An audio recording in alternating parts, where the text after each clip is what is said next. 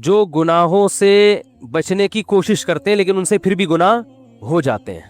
وآخرون اعترفوا بذنوبهم خلطوا عملا صالحا وآخر سیئا. اللہ نے ایسے مسلمانوں کا بھی ذکر کیا قرآن کہ کچھ ایسے ہیں جو اپنے گناہوں کا اعتراف کرتے ہیں, انہوں نے اچھائیوں کو نیکیوں کے ساتھ ملایا ہوا ہے, لیکن ان کو فکر ہے کہ یہ چھوڑنے ہیں, کیونکہ ان کا اصل ہدف کیا ہے؟ آخرت. سوال پیدا ہوتا ہے جب ان کا اصل ہدف آخرت ہے, منزل ان کی آخرت ہے, تو پھر ان سے گناہ ہوتا کیوں ہے؟ گناہ بعض دفعہ اس لیے بھی ہو جاتا ہے کہ آپ اپنی عادت سے مجبور ہو چکے ہوتے ہیں, ہتھیار ڈال دیتا ہے انسان. دیکھو ایک بیمار آدمی چاہتا ہے نا کہ میری صحت اچھی ہو, صحت پر تو ہر ایک کا ایمان ہے نا, لیکن عادت پڑ گئی ہے چرس پینے کی, اس کو پتہ ہے کہ نقصان ہے.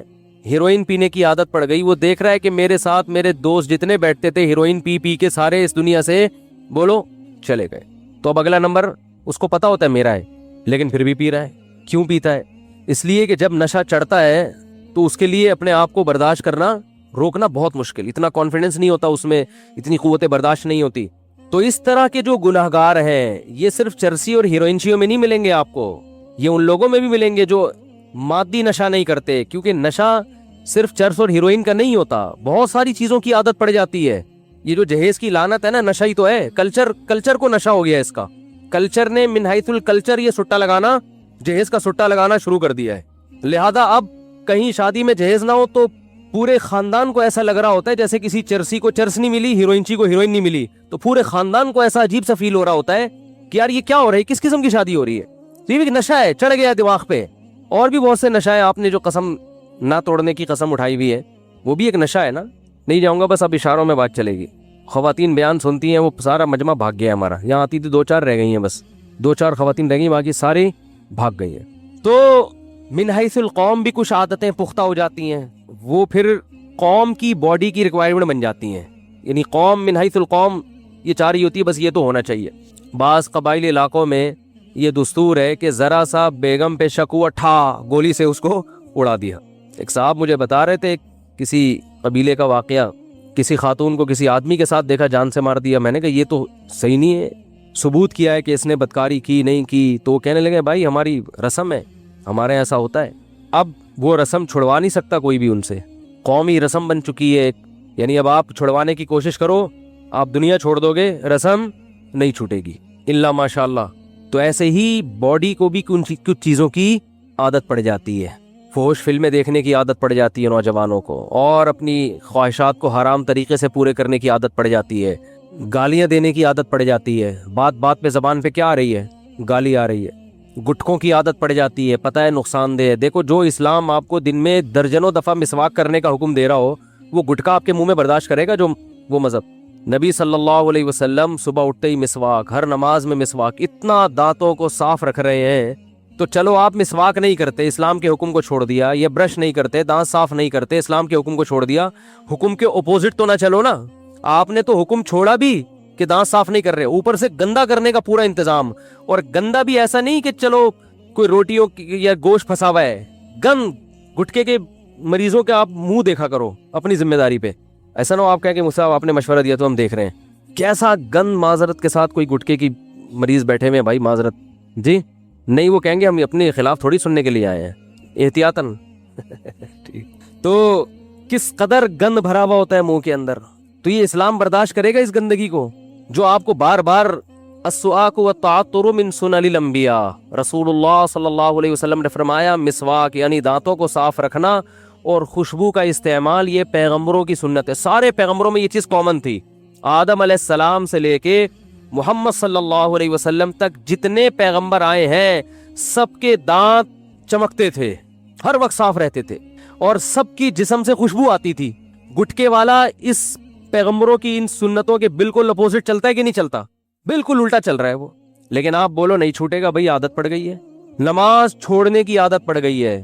ہمارے ایک دوست تھے, ہم جہاں رہا کرتے تھے نا, تو نماز پڑھنے کے لیے ہم جب مسجد میں آتے تو ہمارے ایک دوست تھے, ان کی ہمیشہ فجر میں 1 رکعت نکلتی تھی, ہمیشہ. ہم ان سے کہتے تھے یار چلو کبھی ہو گیا, روزانہ ہی آپ کی 1 رکعت نکلی ہوئی ہوتی ہے. انہوں نے کہا کیا کروں یار, میں بس جب بھی پہنچتا ہوں یہ ہوتا ہے وہ ہوتا ہے, وہ یہ ہو جاتا ہے وہ ہو جاتا ہے, اور کچھ نہ کچھ ہو ہی جاتا ہے.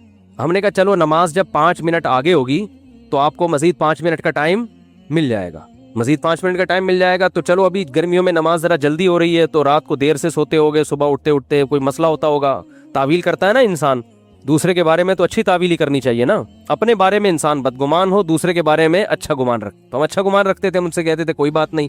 اب نماز جب 5, 10, 15 منٹ آگے ہوگی تو اب آپ کو ٹائم زیادہ مل جائے گا. 5 منٹ بھی آگے ہو گئی تو 1 رکعت تو مل جائے گی نا مزید. لیکن ہم دیکھتے تھے نماز 5 منٹ آگے, وہ بھی 5 منٹ آگے اسی حساب سے. نماز 20 منٹ آگے تو وہ بھی 20 منٹ آگے. اور میرا خیال ہے 15 سال میں نے ان کو اسی حالت میں دیکھا ہے, ہمیشہ 1 رکعت ان کی نکل رہی ہے.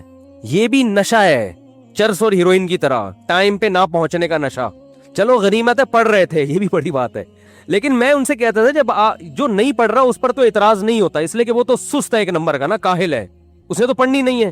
لیکن آپ نے قربانی تو دے دی نا, نیند قربان ہو گئی, وضو کر لیا, مسجد کی طرف آ گئے, سردی گرمی کا خیال نہیں کیا. تو جب یہ اتنی ٹینشن لینی ہے ہی تو یار 5 منٹ پہلے آ جاؤ. لیکن لت پڑ جاتی ہے انسان کو, حقیقت بتا رہا ہوں میں. آپ نے دیکھا ہوگا مسجدوں میں صف اول کے نمازی وہ صف اول ہی کے ہوتے ہیں, وہ ہمیشہ آتے ہیں پہلے. دوسری صف کے نمازی پورے سال دوسری, تیسری کے نمازی پورے سال تیسری میں ہوتے ہیں. یہ ہوتا ہے. تو زیادہ تر جو گناہ ہوتے ہیں یا جو برائیاں معاشرے میں پھیلی ہوئی ہیں, ان لوگوں کی جو آخرت پر ایمان بھی رکھتے ہیں, آخرت کو بنانا بھی چاہتے ہیں, ان کے زیادہ تر مسائل یہ ہیں کہ ان کو کسی نہ کسی برائی کی لت پڑ چکی ہوتی ہے, عادت پڑ چکی ہوتی ہے, اور وہ اس کو چھوڑنے میں سیریس نہیں ہوتے, اور وہ بس ایک عذر کرتے ہیں, یار ہمیں کیا ہو گئی ہے, عادت ہو گئی ہے, ہم سے نہیں چھوٹتی. جس کو جماعت چھوڑنے کی عادت ہو جائے وہ جماعت سے نہیں پڑھتا. جس کو نمازیں قضا کرنے کی عادت ہو جائے اس کے لیے نماز پڑھنا وبال جان ہے. کہہ رہے کیسے پڑھیں, اٹھے کیسے. ہمارے حضرت مفتی رشید احمد صاحب کی خانقاہ میں ایک صاحب آئے. پہلے تو لوگ بزرگوں کے پاس جا کے اپنی اصلاح کرواتے تھے, ان سے فجر میں اٹھا نہیں جاتا تھا, اور تھے بھی ڈاکٹر. حضرت کو خط لکھا کہ مجھ سے نہیں اٹھا جاتا, میری نیند بہت گہری ہے, کچھ بھی ہو جائے میں نہیں اٹھ سکتا فجر میں. تو آ گئے خانقاہ میں, حضرت نے فرمایا ٹھیک ہے سو جائیں آپ, صبح دیکھتے ہیں. تو نہیں اٹھے صبح, 4 آدمیوں کے ذمہ لگایا ان کو اٹھاؤ, لیکن وہ ایسی نیند, بھائی نہیں اٹھا, بھائی نہیں اٹھ سکتا, میں نہیں اٹھ سکتا بھائی, بہت سخت نیند آ رہی. تو 2-4 دفعہ حضرت نے ٹرائی کیا, دیکھا کہ یہ تمیز سے سمجھ میں ان کے بات نہیں آ رہی. تو حضرت کے جنات کی ٹھکائی والے واقعات بھی انہوں نے پڑھے ہوئے تھے. ایک جن کسی طالب علم پہ آ گیا تھا, تو وہ طالب علم بہت ساری جگہوں پر گیا, یعنی اس کے گھر والے لے کر گئے, وہ جن اتر کے نہیں دے رہا تھا نا, اور جن کا کہنا یہ تھا میں بنگلہ دیش سے آیا ہوں, اس کو بنگلہ دیش لے کے جاؤں گا میں. ٹھیک. تو ہمارے حضرت کے ہاں وہ آیا, تو حضرت گئے اس کی خیریت معلوم کرنے کے لیے. تو اس وقت وہ جن اس کے اوپر آیا ہوا تھا. اب جن جب آیا ہوا تھا تو اس نے کہا کہ حضرت پہ حملہ کرنے لگا. وہ تو جنات سے جو ڈرتا ہے نا وہ گیا کام سے, یہ ذہن میں رکھو. حضرت نے آگے بڑھ کے نا, وہ ہوا میں اچھل رہا تھا کمبخت, اصل میں تو طالب علم تھا لیکن اس پہ جن چڑھا ہوا تھا نا, تو وہ ہوا میں اچھل رہا ہے. تو حضرت کا ہاتھ بھی ماشاءاللہ لمبا, لدھیانہ کے پنجاب سے تعلق تھا حضرت کا. ہوتے ہیں نا پنجاب کے بڑے بڑے ماشاءاللہ زمیندار ہوتے ہیں, بڑی بڑی پگڑیاں ہوتی ہیں. تو حضرت کی ہائٹ بھی اچھی تھی, تو ہاتھ بھی لمبا. تو جیسے ہی وہ اچھل کے قریب آیا, حضرت نے ایک زوردار تھپڑ رسید کیا اس کی, اتنی زور سے مارا کہ وہ بے ہوش ہو کے گر گیا. کافی دیر بعد اسے ہوش آیا, اس نے کہا ہم جا رہے ہیں. اس نے کہا ہم جا رہے ہیں. اور وہ حضرت کا تماچا جنات میں مشہور ہو گیا تھا. اس کے بعد بہت دفعہ ایسا ہوا کسی پہ جن آیا. یہ واقعہ حضرت کی کتاب میں بھی لکھا ہوا ہے, یہ ہم نے تو براہ راست سنا ہے. کئی بار ایسا ہوا کہ کسی پہ جن آیا, اس نے حضرت کو فون کیا, تو حضرت نے کہا ٹھیک ہے میں آ رہا ہوں. حضرت جب پہنچے تو بندہ بالکل ٹھیک تھا. اہل خانہ نے بتایا کہ جنات یہ کہہ کر گئے ہیں کہ مفتی رشید احمد صاحب آ رہے ہیں, ہم جا رہے ہیں. مفتی صاحب آ رہے ہیں, ہم جا رہے ہیں. روب بٹھاؤ روب. واقعہ آئی گیا تو اپنا بھی ایک سنا دو. کسی پہ جن آیا ہوا تھا ہمارے کسی ریلیٹیو پہ. میں تو یہ عاملوں کو مانتا نہیں ہوں, اور نہ ان کے پاس کسی کو لے کے جانے کا مشورہ دیتا ہوں. تو جن پہ آیا ہوا تھا ان کے تعویذ گنڈے تو نکلوا کے ہم نے سارے پھینکوا دیے. ہم نے کہا کچھ بھی نہیں ہے وہ, لیکن وہ سچی مچی کا جن تھا. ٹھیک, تو مجھے دھمکی دے رہا تھا کہ میں تجھے چھوڑوں گا نہیں. اچھا یہ بات بھی ہے تقریباً 2009 یا 10 کی. اس وقت میں بہت ہی باریک تھا. جن لوگوں نے میرا 10 سال پرانا ماضی دیکھا ہے نا, ان کو پتا ہے میں تو 2013 کے بعد تھوڑا سا جسم پہ گوشت آیا ہے, ورنہ تو کہیں گرتے تھے تو ڈائریکٹ ہڈی شروع ہو جاتی تھی, ڈائریکٹ ہڈی پہ چوٹ آتی تھی. بہت پتلا نہیں, باریک. تو اتنا باریک تھا میں, اور جس پہ جن آیا وہ ماشاءاللہ اچھے خاصے صحت مند تھے. تو اب ایسا نہ ہو مجھے جنات اتارنے کے لیے کال کرنا شروع کر دیں, ہمارے یہاں بھی آیا ہوا ہے آپ آ جائیں. تو میں یہ کام نہیں کرتا. یہ جو میں آپ کو بتا اس لیے رہا ہوں کہ آپ یہی خود ہی کر لو. ٹھیک ہے, وہ شاعر ہیں سلمان گیلانی, بڑا اچھا شعر ہے, شعر تو یاد نہیں آ رہا, اس کا مفہوم یاد ہے کہ ایک آدمی نے فون کیا کہ تیری بیوی پہ جن چڑھ گیا. کسی کو کہا نا فون کر کے کہ تیری بیوی پہ جن چڑھ گیا, گھر آ. وہ کہہ رہا ہے پنگا جن نے خود ہی لیا ہے, خود ہی بھگتے گا, ہم نے تھوڑی کہا تھا. تو میں گیا وہاں پہ, تو مجھے وہ دھمکیاں دے رہا تھا, آواز بدلی ہوئی تھی اور دھمکیاں دے رہا تھا, میں یہ کر دوں گا, میں یہ کر دوں گا. اب میں بہت ہی باریک تھا, میں نے یہ اپنی آستینیں ایسے کر کے چڑھائیں. حالانکہ ویسے اگر آستینیں اس دنوں میں چڑھاتا نا تو کسی کو خوف نہیں آتا. وہ کہتا ہے یار ابھی تک تو معاملہ چھپا ہوا تھا, ہم سمجھے شاید کوئی مسل وسل بنے ہوئے ہوں گے. تو میں نے ایسے آستینیں چڑھائیں. میں نے کہا تیری ایسی کی تیسی. 2-4 دفعہ ایسے دھمکیاں دی ہیں بس. پھر آیت الکرسی پڑھ کے جب پھونک لگاتا تھا تو ایسے لگ رہا تھا جیسے کوئی بہت زور زور سے مار رہا ہے, جن کو ایسے لگتا تھا. تو بھاگ گیا الحمدللہ. تو ان میں یہ کوئی میرا کمال نہیں ہے, یہ کانفیڈنس کا کمال ہے.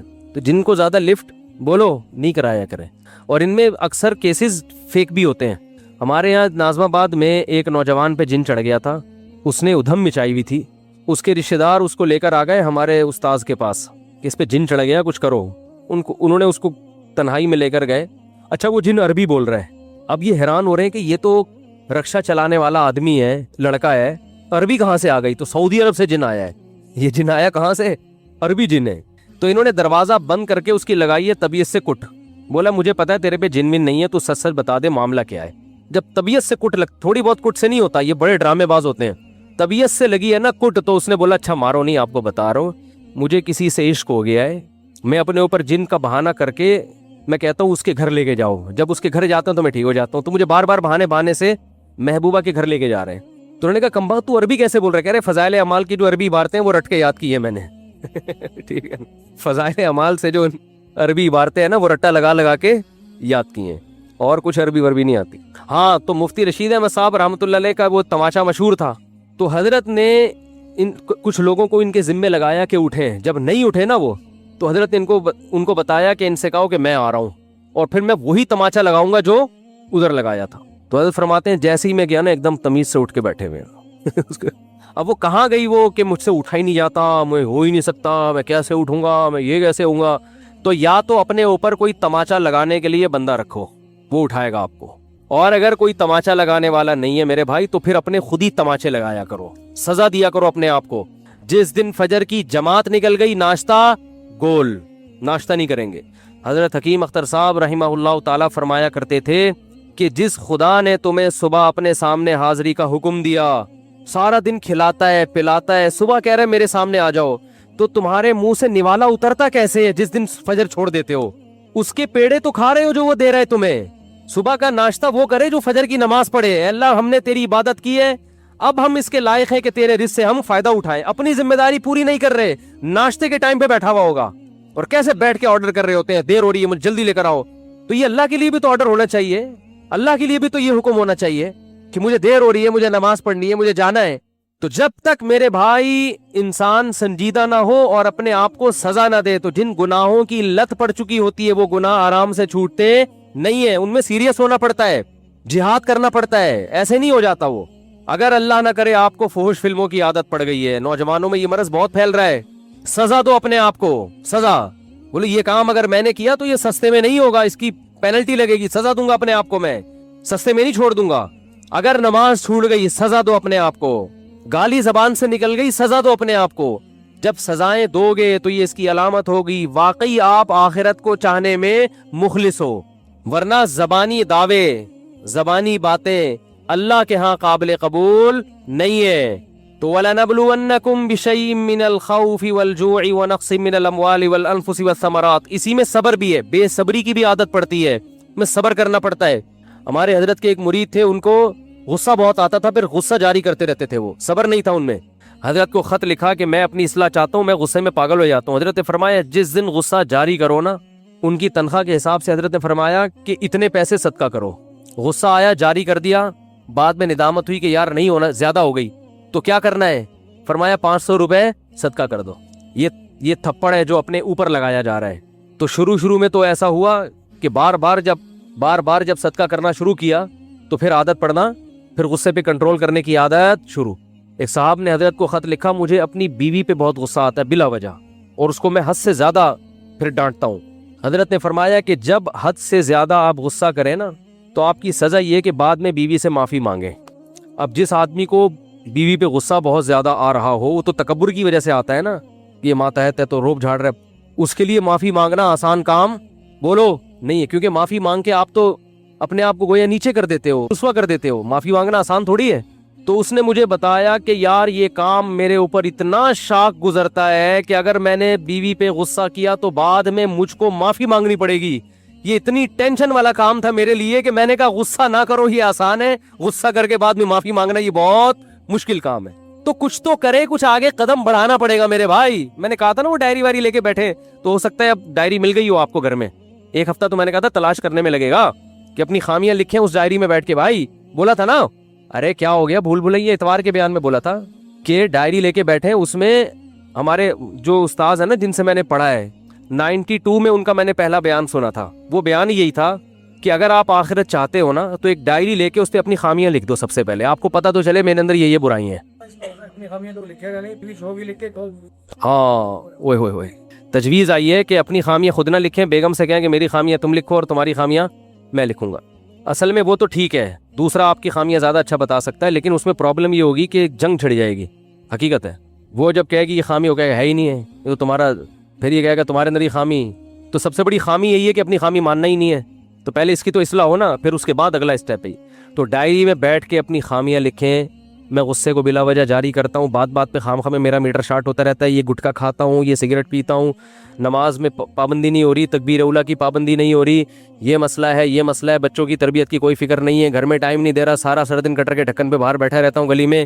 ٹھیک ہے نا, ایک ایک چیز بیٹھ کے لکھیں. لکھ کے نا دماغ انسان کا اس قابل نہیں ہوتا کہ سارا چیز کھوپڑی میں رکھے, وہ اپنے اس کو پیپر پہ لے کر آئے. ٹھیک ہے نا, پھر پیپر سنبھال کے رکھیں, ایسا نہ ہو کہ وہ پرچہ ہی گم جائے تو آپ کی ساری خامیاں مارکیٹ سے شارٹ ہو گئیں. تو کسی ڈائری میں لکھیں, پھر اس کو پھر بیٹھیں کہ یار یہ چھوڑنی کیسے ہے, اس کے لیے کیا ترتیب ہے. چلو عادت پڑ گئی ہے, مشکل ہو رہا ہے, لیکن ہر چیز کا کوئی حل تو ہوتا ہے نا. ما انزل اللہ من داء الا انزل له شفاء, بخاری کی حدیث ہے. نبی نے فرمایا کوئی بیماری اللہ نے ایسی پیدا نہیں کی جس کا علاج نہ کیا ہو. اس میں جسمانی بیماریاں بھی ہیں, روحانی بیماریاں بھی ہیں.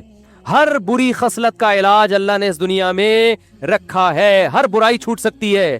او بھائی صحابہ کرام شراب کے صدیوں سے عادی تھے, چھوٹ گئی نا ان سے, صدیوں سے عادی تھے, اعلان ہوا نہیں پینی, ختم, وہ بہا دیا انہوں نے, نالیوں میں شرابیں بہا دی ہیں. کتنی ٹینشن ہوئی ہوگی کچھ دن ان کو, بت پرستی ان کے خون میں شامل ہو چکی تھی, چھوڑ دی نا ایسی توحید. نبی صلی اللہ علیہ وسلم نے فرمایا کہ شیطان اس بات سے مایوس ہو گیا ہے کہ جزیرے عرب میں اس کی عبادت ہو, قیامت تک بت پرستی جزیرے عرب میں نہیں ہوگی. آج بھی عربوں کی توحید دیکھو, عربوں میں کوئی بڑے سے بڑا انتقال ہو اتنی سی قبر ہوگی چھوٹی سی, اور پتہ نہیں کہاں ہوگی, پتہ ہی نہیں ہوگا. ہمارے یہاں کوئی چھوٹے سا آدمی بھی دنیا سے جاتا ہے, شور اتنا زیادہ ہوتا ہے, اور اس کی قبریں اتنی اونچی اونچی پہاڑ جیسی قبریں, اور پھر قبریں بھی قبرستان میں نہیں ہوں گی. یہ بھی ایک بہت بڑی بدعت ہے. بھائی جہاں سب مسلمان دفن ہوتے ہیں وہاں بزرگ کو کیوں دفن نہیں کر رہے؟ ہر بزرگ کے لیے ایک الگ چار دیواری ہوگی اور الگ پروٹوکول دے کے دفن کیا جائے گا. یہ کہاں سے بدعت آئی ہے؟ یہ اجمیوں کی بدعتیں ہیں, عربوں میں یہ چیزیں نہیں ہے. شاہ فہد کی قبر پتہ ہے کس کو کہاں ہے؟ بولو نا بھائی, سعودی عرب کا بادشاہ شاہ فیصل کی قبر کا پتہ ہے؟ کہہ رہے بھائی دنیا سے چلے گئے تو عام مسلمانوں کی قبرستان میں, بڑے بڑے علماء, شیخ بن باز کا کوئی مزار دیکھا کسی نے؟ سعودی عرب کے مفتی اعظم بہت بڑے مفتی عالم تھے, کسی کو پتا ان کا مزار کہاں ہے؟ کوئی پھول دیکھا ان کے مزار پہ, ان کی قبر پہ؟ یہ توحید ہے جو آج بھی آپ کو کہاں ملے گی؟ بولو عربوں میں. اور ہمارے ہاں جس کا انتقال ہو رہا ہے اتنی اتنی اونچی اونچی قبریں, پھر ان کے پھول ڈال کے اور اتنا اونچا کر دیا, پھر ان قبروں پہ جو کچھ ہو رہا ہے بدعتیں, اور پھر الگ پروٹوکول دے کے الگ قبر کیوں بنا رہے ہو بھائی؟ ہمارے حضرت فرمایا کرتے تھے جو بزرگ ہوگا نا, واقعی میں بزرگ, وہ یہ چاہے گا مجھے عام مسلمانوں کے قبرستان میں دفن کیا جائے, کیونکہ اللہ کی رحمت جو عام مسلمین پر ہوتی ہے وہی مجھ پر ہو. وہ اپنے آپ کو کبھی بھی عام مسلمانوں سے ممتاز اور جدا نہیں کرنا چاہتے, تو ان کی تو یہ خواہش ہوتی ہے. بعد والے پھر اپنے چکر میں ان کو الگ دفن کرتے ہیں, اپنے چکر میں. جتنے بزرگان دین کی قبریں الگ الگ جگہ پر, ان کی اپنی کوئی وصیت نہیں تھی, بعد کے مریدین گڑبڑ کرتے ہیں ان کے ساتھ. تو ہمارے ہاں عقیدوں کے معاملے میں حساب بہت خراب ہے, بہت خراب. تو ہمارے نبی نے کیسی محنت کی, وہ قوم جو قبر پرست اور بت پرست تھی, کیسی توحید کے 1400 سال گزر گئے. آپ عربوں میں جا کے دیکھو, آپ کو قبروں میں کوئی قبر ایک بالش سے زیادہ اونچی نظر نہیں آئے گی. حالانکہ وہاں جتنے بڑے بڑے لوگ دفن ہیں, ہم جیسے ان کا تصور بھی نہیں کر سکتے. اتنے بڑے بڑے لوگ دفن ہیں وہاں پہ. جنت البقیع میں کتنے بڑے بڑے لوگ دفن ہیں, جنت المعلی میں کتنے بڑے بڑے لوگ دفن ہیں. تو اس سے پتہ چلتا ہے بھائی اگر چاہو تو سب کچھ ہو سکتا ہے, نہیں چاہو تو کچھ بھی نہیں ہو سکتا۔ اللہ تعالیٰ ہم سب کو سمجھنے کی عمل کی توفیق عطا فرمائے۔ وینٹیلیٹر پر ہے، ان کے لیے دعا کریں، دل سے دعا، اللہ تعالیٰ صحت عطا فرمائے۔ شہزاد کے والد صاحب کی صحت کے لیے اور ان کے خاتمہ بالخیر کے لیے دعا کریں، دل سے دعا ہے جی، اللہ تعالیٰ صحت عطا فرمائے اور ایمان پر موت مقدر فرمائے۔ آن لائن کریڈٹ کارڈ کے ذریعے رقم ادا کرنے پر دراز کی طرف سے 101 10% یا 20% ڈسکاؤنٹ ملتا ہے، وہ صحیح ہے یا نہیں ہے؟ ہاں ٹھیک ہے۔ کیا فرماتے ہیں مفتیان کرام مسئلہ مذکورہ کے بارے میں کہ ایک مسافر شخص کہیں پر نماز پڑھنے کے لیے اترا، جب وہ نماز پڑھنے کے لیے مسجد پہنچا تو آخری رکعت میں شریک ہوا، واضح رہے کہ اس جماعت میں اکثر تعداد مسافرین کی تھی۔ اب اس شخص کو معلوم نہیں کہ امام مسافر ہے یا مقیم، تو اب اس حالت میں وہ 2 رکعت پڑھے گا یا 4 رکعت؟ یہ بڑی کنفیوژن ہوتی ہے کہ پتہ ہی نہیں ہوتا امام مسافر ہے یا مقیم ہے، اور وہ آخری رکعت میں ہوتا ہے۔ تو اسی وجہ سے امام پر یہ لازم ہے کہ وہ سلام پھیرنے کے بعد بتائے کہ میں مسافر ہوں۔ اتموا صلاتکم فإنا قوم سفر، نبی صلی اللہ علیہ وسلم جب مسافر ہوتے تھے تو سلام پھیرنے کے بعد یہ اعلان کرتے کہ ہم مسافر ہیں، جو مقیم ہے وہ اپنی نماز مکمل کر لیں۔ تو امام پر بھی یہ لازم ہے کہ وہ ایسی جگہ نماز پڑھا رہا ہے کہ لوگوں کو کنفیوژن ہو سکتی ہے، تو وہ سلام پھیرنے کے بعد اردو میں بتا دے کہ میں مسافر ہوں، آپ اپنی نماز مکمل کریں، اس سے پیچھے پتہ چل جائے گا۔ نہیں پتہ چلتا تو پھر امام نے اگر اعلان نہیں کیا تو بظاہر یہی ہے کہ وہ مقیم ہے، تو آپ 4 رکعت مکمل کر لیں، پھر پوچھ لیں، پوچھنے کے بعد اگر مقیم ہے تو ہو گئی نماز، نہیں ہے تو پھر 2 رکعت پڑھیں دوبارہ۔ نبی صلی اللہ علیہ وسلم نے اکثر دھوتی پہنی ہے، پھر علماء کرام اکثر دھوتی کیوں نہیں پہنتے؟ تہبند پہنا ہے، ازار پہنا ہے، کیونکہ اس زمانے میں رواج ہی یہی تھا۔ تو شلوار کی بھی مجھے ایسے یاد پڑتا ہے، کسی روایت میں تذکرہ ملتا ہے، ہر قوم کا اپنا کلچر ہوتا ہے۔ تو نبی صلی اللہ علیہ وسلم نے گدھے کی سواری فرمائی ہے، گھوڑے کی سواری فرمائی ہے، ٹھیک ہے نا، جو کی روٹی کھائی ہے، اس زمانے میں لوگ جو کی روٹی زیادہ کھایا کرتے تھے، کھجوریں کھائی ہیں۔ تو اب یہ نہیں کہ لوگ آپ کا مزاج کھجور کا ہے یا نہیں ہے پھر بھی آپ کھجوریں کھا رہے ہیں، کھجور ہر آدمی کو تو موافق نہیں آتی، یا گدھے آپ کو سواری جو ہے نا گاڑی ہے اور آپ گدھے پر سواری کریں۔ اب انگریزوں کو اگر آپ کہیں کرتا شلوار پہنے تو سردی سے ٹھٹر کے ویسے ہی مر جائے گا بیچارہ لندن میں، اور یہاں اتنی سردی ہوتی ہے۔ تو اس لیے اسلام نے کسی قوم کا کوئی مخصوص لباس نہیں رکھا، دین فطرت ہے نا، تو فطرت کے حساب سے لوگوں کو آزادی دی ہے جو جس زمانے کے حساب سے لباس پہننا چاہے۔ ہاں اس میں یہ ہے کہ کسی قوم کا شعار نہ ہو، اور عورت کا لباس پراپر ہو، مرد کا لباس عورتوں جیسا نہ ہو، عورتوں کا مردوں جیسا نہ ہو، مرد کے لیے ازار یا شلوار ٹخنوں سے نیچے نہ ہو، اوپر ہو۔ یہ چند پابندیاں لگائی ہیں، اس کے علاوہ اسلام نے آزاد رکھا ہے۔ لبرلز کہتے ہیں کہ ہمارے معاشرے میں عورت میں کوئی برائی ہو تو زیادہ بری سمجھی جاتی ہے، مثلا اگر کوئی مرد سگریٹ پیتا ہے تو بری عادت کہتے ہیں، لیکن اگر کوئی عورت پیے تو بری عورت سمجھی جاتی ہے۔ دیکھو لبرل لوگوں کو تو خواتین کے حقوق کے نام پہ چورن بیچنے کا بہت شوق ہے۔ ان کے ہاں جتنے خواتین کے حقوق پامال ہوتے ہیں نا، اتنے مذہبی لوگوں کے ہاں نہیں ہوتے، یہ تو دماغ میں رکھو آپ۔ سب سے پہلی بات یہ ہے کہ ان کی شادیاں اتنی لیٹ ہوتی ہیں، تو اب یہ جب 40 سال میں شادی کرے گا تو یہ اس سے عورت کا حق پامال ہو رہا ہے نہیں ہو رہا؟ جس عورت سے شادی ہونی تھی وہ بغیر وہ شوہر لیس زندگی گزارتی ہے 40 سال تک، وہ بوائے فرینڈ کے ساتھ گزارا کرتی ہے۔ تو مذہبی لوگ جلدی نکاح کرتے ہیں، جب نکاح کرتے ہیں تو اس لڑکی کو جلدی گھر بسا دیتے ہیں، اس بوائے فرینڈ کی نحوست سے نکال کے اس کو شوہر والی نعمت عطا کرتے ہیں، اس کی اولاد ہوتی ہے، خاندان بستا ہے۔ تو آج جتنے بھی نعرے لگ رہے ہیں نا عورت کے حقوق کے نام پہ، یہ لیبل بہت اچھے ہیں، ان کے پیچھے عورت کا استحصال ہو رہا ہے۔ تو یہ جو انہوں نے سوال کیا ہے، کہاں چلا گیا سوال ہی غائب ہو گیا؟ ابے تم سوال لے کے بیٹھ گئے یار۔ ہاں کہ خواتین سگریٹ پیتی ہیں تو زیادہ برا سمجھا جاتا ہے، مرد پیتا ہے۔ دیکھو پہلی بات تو یہ جو لبرلز لوگوں کا ایک پروپیگنڈا ہے، یا مذہب مخالف لوگوں کا جو ایک پروپیگنڈا ہے کہ مرد اور عورت دونوں کو ایک نظر سے دیکھتے ہیں، یہ نظر ہی غلط ہے۔ دونوں میں جب اللہ نے فرق رکھا ہے تو اس فرق کو ختم کر دینا یہ پاگل پنا ہے، حماقت ہے۔ دونوں کی جو اللہ تعالیٰ نے جو سوچ بنائی ہے، باڈی بنائی ہے، دونوں کا جو مزاج بنایا ہے، اس میں زمین آسمان کا فرق ہے، تو لہذا دونوں کے احکام بھی ایک دوسرے سے جدا ہیں، الگ ہیں۔ ایک صاحب مجھے کہنے لگے جب شوہر مر جاتا ہے تو بیوی عدت گزارتی ہے اسلام میں، بیوی مر جائے تو شوہر پہ عدت کیوں نہیں ہے؟ تو یہ تو اسلام نے بڑا فرق کر دیا، اس کے لیے حکام الگ، اس کے لیے الگ۔ میں نے کہا یار یہ میٹرنیٹی ہوم خواتین کے لیے ہوتے ہیں، مردوں کے لیے کیوں نہیں ہوتے؟ یہ گورنمنٹ نے بڑا فرق کیا ہوا ہے نا کہ مردوں کے لیے ہسپتال الگ ٹائپ کے، خواتین کے لیے۔ بولو بھائی، وہ میٹرنیٹی ہوم عورتوں کے لیے بن رہے ہیں۔ وہ ایک سیاسی لیڈر تقریر کر رہے تھے نا کہ آپ مجھے ووٹ دیں، میں اسکول بناؤں گا، لڑکوں کے الگ لڑکیوں کا الگ۔ اب جوش میں سیاسی لوگ تو اکثر آپ کو پتا ہے کہ پھینک رہے ہوتے ہیں، ان کو پتہ تو ہوتا نہیں ہے کہ آگے کرنا بھی ہے کہ نہیں کرنا کچھ۔ تو انہوں نے کہا ابھی تو ووٹ لینے ہیں، پھینکتے رہو، میں یہ کروں گا، گرلز کے کالج الگ بناؤں گا، بوائز کا الگ۔ تو کسی نے کہا کہ سر ہمارے ہاں میٹرنیٹی ہوم نہیں ہے۔ انہوں نے کہا آپ ووٹ تو دیں مجھے، 2 بناؤں گا، لڑکیوں کے لیے الگ، مردوں کے لیے الگ۔ تو جو اس کے قائل ہے نا برابری کے, ان سے کہو کہ یہ کیا مسئلہ ہے کہ عورت بچے کو فیڈ کیوں کراتی ہے, آدمی کیوں نہیں کراتا, عورت بچہ کیوں جنتی ہے, آدمی کیوں نہیں جنتا. تو اس لیے عورت پہ عدت ہے, مرد پہ عدت نہیں ہے. نسب خراب ہونے کا خطرہ عورت سے ہوتا ہے, مرد سے تھوڑی ہوتا ہے. تو اس لیے اللہ نے دونوں کے حکام میں کیا رکھا ہے, فرق رکھا ہے. اب کچھ اخلاقی برائیاں ایسی ہیں جو مردوں میں ہو تو زیادہ بری سمجھی جاتی ہیں, عورت میں ہو تو کم بری سمجھی جاتی ہیں, اور کچھ اخلاقی برائیاں ایسی ہیں جو عورت میں ہو تو زیادہ بری سمجھی جاتی ہیں, مرد میں ہو تو کم بری سمجھی جاتی ہے. چیخنا چلانا یہ مردوں پہ بھی برا ہے, عورتوں پہ بھی, لیکن عورت پہ یہ زیادہ برا لگتا ہے کیونکہ اس کی طبیعت میں اللہ نے مرد سے زیادہ حیا رکھی ہے. وہ بے حیائی کا کام کرے گی نا تو اپنی نیچر سے زیادہ بغاوت کر رہی ہے. وہ مرد اگر بے حیائی کرتا ہے تو وہ اپنی نیچر سے زیادہ بغاوت نہیں کر رہا, اس کی طبیعت میں اتنی حیا نہیں ہے. عورت تو نام ہی حیا کا ہے. بزدلی اخلاقی برائی ہے نا, بزدل ہونا. مرد میں مرد اگر بزدل ہو تو بھی برا, عورت بزدل ہو بولو تو بھی بری ہے, لیکن مرد پہ بزدلی زیادہ بری لگتی ہے. اب اگر کوئی مرد بزدل ہے, چھپکلی سے ڈرتا ہے, عورت بھی چھپکلی سے ڈرتی ہے, ہم کہیں گے یار یہ چھپکلی کیا بگاڑے گی آپ کا, کیوں ڈر رہے ہو. لیکن مرد اگر ڈرے گا تو یہ زیادہ برا سمجھا جائے, یار تم آدمی ہو کے چھپکلی سے ڈرتے ہو, تمہیں شرم نہیں آتی. اور عورت اگر ڈر رہی ہے تو تھوڑا بہت سمجھا دے گا, بھائی بیگم میں تم سے ڈرتا ہوں, تمہیں اللہ نے ایسی صلاحیتیں دی ہیں اور تم چھپکلی سے ڈر رہی ہو. کسی نے کہا دنیا گول ہے, ٹھیک ہے نا. تو بڑا اچھا کسی نے ایک میسج بھیجا تھا کہ پتہ نہیں پوری کہانی لکھ کے بھیجی کہ فلاں اس سے ڈرتا ہے, وہ اس سے ڈرتا ہے, وہ اس سے ڈرتا ہے, پھر آپ سب اپنے باس سے ڈرتے ہیں, پھر باس اپنی بیوی سے ڈرتا ہے, اور بیوی چوہے سے ڈرتی ہے, اور چوہا آپ سے ڈرتا ہے. تو اس سے پتہ چلتا ہے دنیا کیا ہے, گول ہے. ٹھیک ہے, سب ایک دوسرے سے ڈر رہے ہیں. تو بزدلی یہ بری چیز ہے, یہ مرد پہ زیادہ بری, عورت پہ کم درجے کی بری ہے. یہ کم درجے کی بری, اس کو اتنا تانا نہیں دیا جائے. چیخنا چلانا بری عادت ہے, مرد کے پہ زیادہ برا, لیکن عورت پہ اور زیادہ برا لگتا ہے. تو اسی طرح یاد رکھو یہ جو بے حیائی کے کام ہے نا, بے حیائی والے کام, بدکاری ہے, زنا ہے, یہ دونوں کے لیے برا ہے. اس لیے سزا اللہ نے سیم رکھی ہے. مرد اگر زنا کرتا ہے تو بھی 100 کوڑے لگتے ہیں, عورت زنا کرتی ہے تو بھی 100 کوڑے. مرد شادی شدہ زنا کرے گا تو رجم ہے, عورت کو بھی رجم ہے.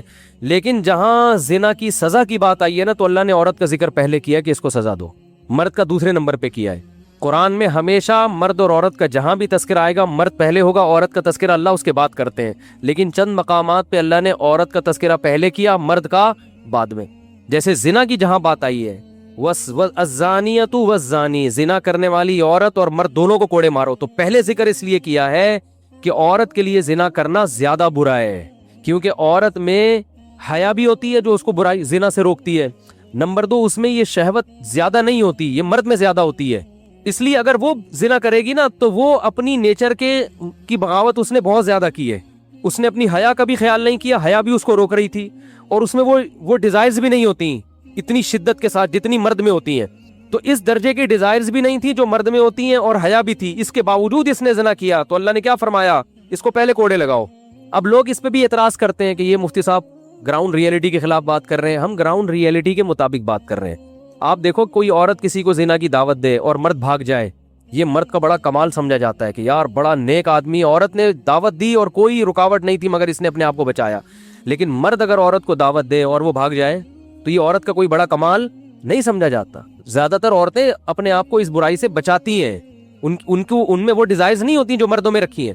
یوسف علیہ السلام کو کنڈی لگا کے دروازہ بند کر کے عزیز مصر کی بیوی نے برائی کی دعوت دی, حضرت یوسف بچ گئے. اللہ نے کیسا تذکرہ کیا یوسف علیہ السلام کا, کیسا. نبی صلی اللہ علیہ وسلم نے فرمایا 7 آدمیوں کو اللہ قیامت میں اپنے عرش میں جگہ دے گا, ان میں ایک وہ شخص بھی ہے, نوجوان بھی, جسے خوبصورت عورت زنا کی دعوت دے اور وہ بچ جائے. تو یہ فضیلت عورت کے لیے کیوں نہیں ہے, اس لیے کہ اس میں یہ ڈیزائرز نہیں ہوتی. تو دونوں کو ایک ہی لاٹھی سے جو بھی پاگل ہانکے گا وہ اپنا علاج کرائے. تو اسی طرح یہ جو نشے والی چیزیں ہیں ان کا بھی تعلق کس سے ہے, مرد لونڈے لپاڑوں میں بیٹھتے ہیں, باہر نشئی لوگوں میں بیٹھتے ہیں, خواتین عموماً گھر میں رہتی ہیں, ان کو بگڑنے کا موقع اتنا نہیں ملتا جتنا موقع کن کو ملتا ہے, آدمیوں کو. تو اس لیے اگر آدمی سگریٹ پی رہا ہے یہ بھی برا ہے, عورت کا سگریٹ پینا اور زیادہ برا ہے. کہ آپ میں تو حیا ہے, آپ کو تو جو ہے نا حیا بھی تو ان چیزوں سے روکتی ہے نا. بھائی سگریٹ آوارہ گرد قسم کے لوگوں کا کام ہے نا, لونڈے لپاڑے جو گھوم رہے ہوتے ہیں باہر, اس ٹائپ کے لوگ. تو عورت کی حیا اس کو ان چیزوں سے, سٹا لگانے سے, چرس پینے سے روکتی ہے. تبھی عورتوں میں ان برائیوں کا ریشو مردوں سے کم ہوتا ہے. یہ اس لیے تھوڑی ہوتا ہے کہ انہوں نے علماء کے بیانات سنے ہوئے ہیں, بیان تو مرد زیادہ سن رہے ہوتے ہیں پھر بھی زیادہ پی رہے ہیں. یہ نیچر روک رہی ہوتی ہے. یہ نیچر ان کو ان برائیوں سے روک رہی ہوتی ہے. ہمارے ایک دوست امریکہ گئے, انہوں نے مجھے بتایا کہ وہاں ایک خاتون نے, ایک گوری آئی, ان کے پاس سوال پوچھا کہ آپ کا جو اسلام ہے وہ مرد کو جو 4 کی اجازت دیتا ہے, عورت کو اجازت نہیں دیتا, تو عورت کی بھی تو ریکوائرمنٹ ہو سکتی ہے نا کہ وہ ایک سے زیادہ مردوں کے پاس جانا چاہتی ہے, اس کی بھی تو ریکوائرمنٹ ہو سکتی ہے. تو انہوں نے بڑا اچھا جواب دیا. انہوں نے کہا اسلام نے جن 4 عورتوں کو ایک مرد پر قناعت کا حکم دیا ہے نا, ان سے عورتیں مراد ہیں جو عورتوں کی فطرت پر ہوں, جو کیا ہو, جو واقعی عورت ہوں.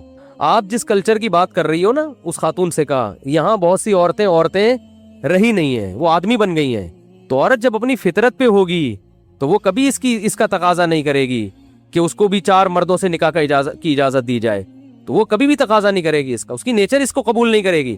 ہاں اگر عورت کو اس کی فطرت سے ہی ہٹا لیا جائے, وہ بے حیا بن جائے, پھر تو وہ ظاہر ہے اس کے پھر احکام وہ تھوڑی ہوتے ہیں, پھر تو وہ اس کی نیچر ہی چینج ہو گئی ہے نا. کسی کو چرس کی عادت پڑ گئی ہو, ہیروئن کی عادت پڑ گئی ہو, تو اب اس سے ہیروئن اور چرس کو تھوڑی حلال قرار دیا جائے گا کہ اس کا چونکہ چرس کے بغیر گزارا نہیں ہوتا لہذا اس پہ چرس پینا واجب ہے. او بھائی گزارا نہیں ہوتا, یہ تیری ہیڈیک ہے, تو نے اپنے آپ کو برباد کیا, اب تو چھوڑے گا, چرس حلال نہیں ہو جائے گی. تو ایسے ہی یاد رکھو, بہت سی یہ آج کل چونکہ مرد ادھورے لباس پہنتے ہیں, لوگ کہتے ہیں واہ وہ اس سے تو کوئی نہیں پوچھتا, عورت ادھورا لباس پہنے تو پورا میڈیا حرکت میں آ جاتا ہے اور لوگ ملامت کرتے ہیں. تو بھائی مرد کے لیے پردے کے حکام الگ ہیں, عورت کے لیے پردے کے حکام الگ ہیں. مرد کے لباس کم پہننے سے بے حیائی نہیں پھیلتی اتنی جتنی عورت کے بے لباسی سے پھیلتی ہے. لیکن کمال کی بات یہ کہ مرد پھر بھی پراپر ڈریس پہن رہا ہے پورے, یہاں سے لے کے, یعنی یورپ میں تو جتنا مرد ڈھک سکتا ہے نا, میرا خیال ہے بس آنکھیں اور چہرہ رہ گیا ہے تاکہ پہچان میں آ جائے کہ یہ وسیم بھائی ہیں, ستار بھائی ہیں, غفار بھائی. آج پورے بیان میں وسیم بھائی نہیں آئے تھے, چلو وہ بھی آ گئے, وہ ناراض ہو رہے ہوں گے یار آج مفتی صاحب ہمیں بھول گئے. تو فطرت کے بالکل کیا چل رہا ہے, یہ نیچر سے لڑوا رہے ہیں ہم کو یہ لبرلز لوگ. تو اسی میں یہ جو میں نے ماتحت والی بات کی تھی, عورت کی فطرت ہے وہ مرد کے ماتحت رہنا چاہتی ہے, وہ نہیں آنکھوں میں آنکھیں ڈال کے بات کرنا چاہتی. لیکن میڈیا نے اس کو کیا بنا دیا ہے, مرد کے مقابلے میں لا کے کھڑا کر دیا ہے. اب وہ مقابلے میں جب مرد کے آ کے کھڑی ہو گئی ہے تو مرد اس کو تسلیم نہیں کر رہا اس مقابلے کو. نتیجہ کیا نکل رہا ہے, گھروں میں لڑائی اور پھر علیحدگی. تو میڈیا کو چاہیے خواتین کو یہ سمجھائے اپنے شوہروں کی ماتحت بنو, جیسے نبی نے فرمایا عورت کی جنت اس کا شوہر ہے. وہ عورت جنت میں داخل نہیں ہو سکتی جس کا شوہر اس سے ناراض ہے, وہ نہیں داخل ہو سکتی. اس کو خوش کرو, اس کی اطاعت کرو, اس کی فرما برداری کرو, گھر بساؤ. لیکن الٹی کہانیاں پڑھائی جا رہی ہیں, ساسوں کی خدمت لازم نہیں ہے, سسر کی خدمت لازم نہیں ہے. تو کمال ہے یار, جب کچھ بھی لازم نہیں ہے تو گھر میں کیا پیڑے کھانے کے لیے آئی ہے وہ, ٹھیک ہے. جب ایک گھر میں رہتے ہیں تو سب بڑوں کی خدمت کرتے ہیں, بیٹے پر بھی لازم ہے اپنے ماں باپ کی خدمت کرے, جو بھی گھر میں بڑے ہیں, تو عورت پر بھی لازم ہے گھر کے بڑوں کی خدمت کرے.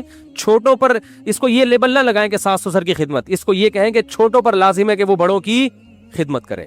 چاہے وہ شاگرد ہو, شاگرد پر لازم ہے اس کا استاذ کی خدمت کرے, وہ پوتوں پر لازم ہے دادا کی خدمت کرے, نواسوں پر لازم ہے نانا کی خدمت کرے. تو صرف ایک بہو پر لازم نہیں ہے ساس سسر کی خدمت, ہر چھوٹے پر لازم ہے کہ وہ اپنے بڑے کا خیال رکھے. اس لیے میں اب اس کو یہ لیبل نہیں لگاتا کہ بہو پر ساس سسر کی خدمت لازم, اس لفظ سے چڑھتے ہیں لوگ.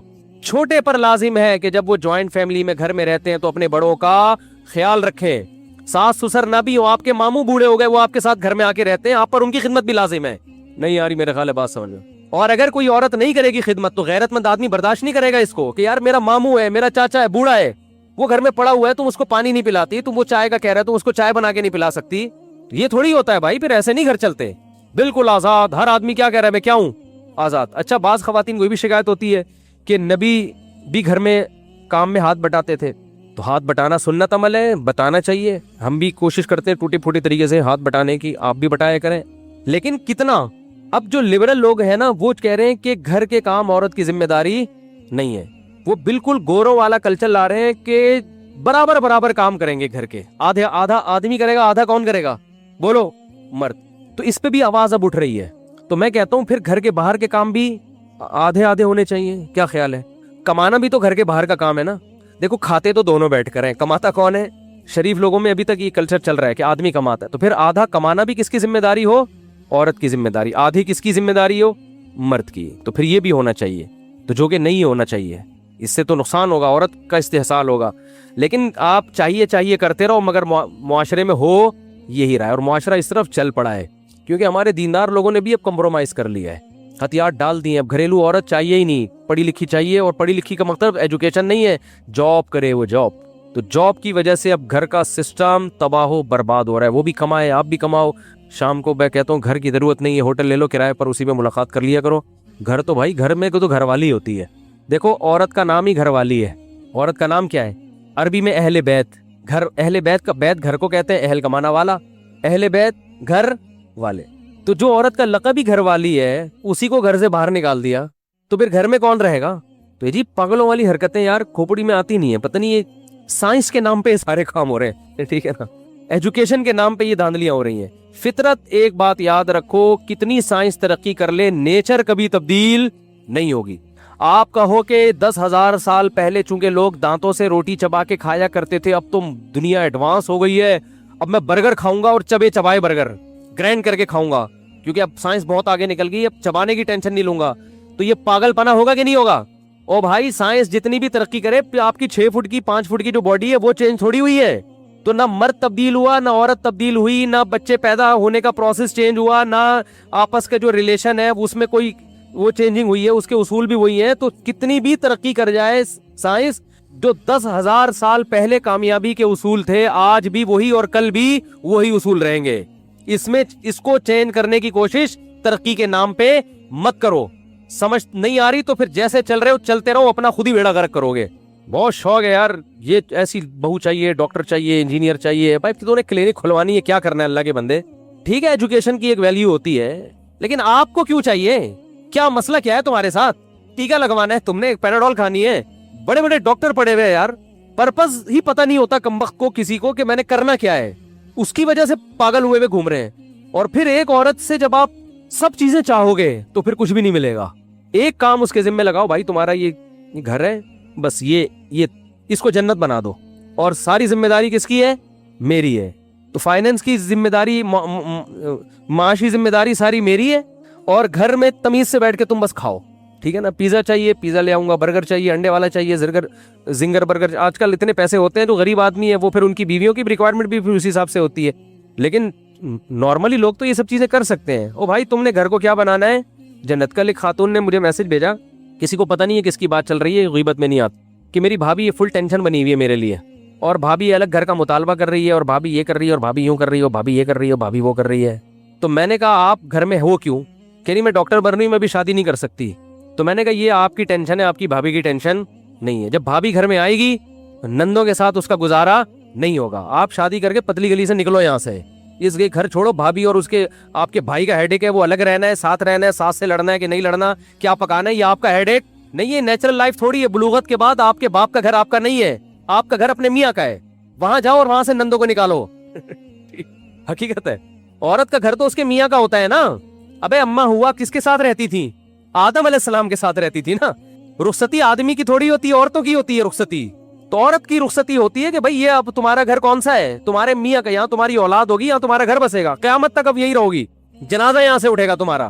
پہلے تو اس کا بھی خیال کرتے تھے کہ عورت کا انتقال باپ کے گھر میں ہو جائے نا, تو پرانے لوگ اس کا خیال کر جنازہ شوہر کے گھر لے کے جاتے تھے, وہاں سے اٹھے. اس کو فضیلت سمجھتے تھے کہ بھائی وفادار عورت ہے, جنازہ کہاں سے اٹھ رہا ہے؟ اپنے میاں کے گھر سے. اتنا خیال کرتے تھے. اب تو کلچر نے بیڑا ہی غرق کر دیا, جہاں سے مرضی جنازہ اٹھے, کوئی مسئلہ نہیں ہے. عدالت میں خلا کا کیس چل رہا تھا, جنازہ اٹھ رہا ہے, تو یہ ہو رہا ہے.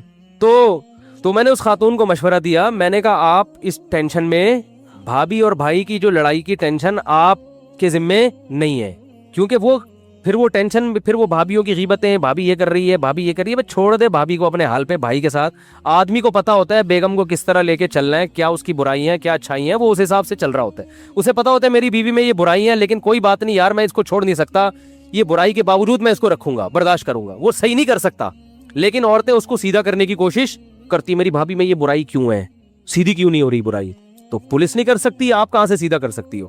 تو چھوڑ دو, آپ اپنے گھر بساؤ یار, نکلو پتلی گلی سے. نہیں جی میں جب تک میڈیکل کالج میری ایجوکیشن کمپلیٹ نہیں ہو جاتی میں شادی نہیں کروں گی. یہ خواتین کے وہ ہوتے ہیں. تو ٹھیک ہے, جب ایجوکیشن کمپلیٹ ہو جائے گی, اچھی ڈاکٹر تو بن جاؤ گی, لیکن اس کے ساتھ پہلے آپ کو کسی سائیکیٹرک کو دکھانا پڑے گا. کھوبڑی صحیح کام کرنا اس وقت تک چھوڑ چکی ہوگی.